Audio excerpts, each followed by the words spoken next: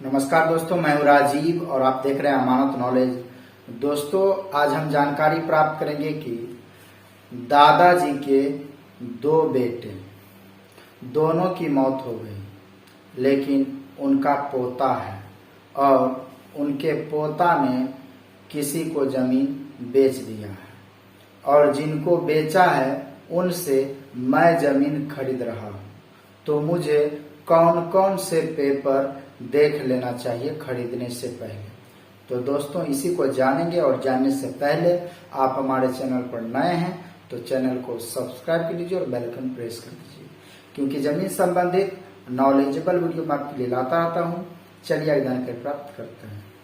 तो दोस्तों, यदि ऐसी बात है कि कोई दादा है, उनके दो बेटे थे और उनकी मौत हो चुकी है, उनका पोता है, उनके पोता ने किसी व्यक्ति को जमीन बेच दिया है और जिनको बेचा गया उनसे मैं खरीद रहा हूं। तो मुझे कौन कौन से पेपर देखने की जरूरत है जमीन खरीदने से पहले, ताकि मैं संतुष्ट होकर जमीन को अच्छे तरीके से खरीद सकूं। तो दोस्तों, सबसे पहले है कि उनका मूल दस्तावेज देखिए कि क्या है। जैसे खतियानी जमीन है तो खतियान देखना है, खतियान में किनके नाम से खतियान है, क्या क्या विवरण उसमें दिया गया है, सही है कि क्या है, वो देखना है। ठीक है। उसके बाद यदि मान लीजिए कि खतियानी नहीं है, केवालगी है, यानी कि खरीदा गया जमीन था उनका, ठीक है, तो उनके केवाला को देखिए। ठीक है। और उसके बाद उनके जमाबंदी को उस समय का देखिए। तो फिर जो खरीद चुके हैं और उनसे आप खरीद रहे हैं, तो उन व्यक्ति का देखिए केवाला, मतलब जमीन रजिस्ट्री का पेपर, और उसमें सारा विवरण देखिए सही है या नहीं।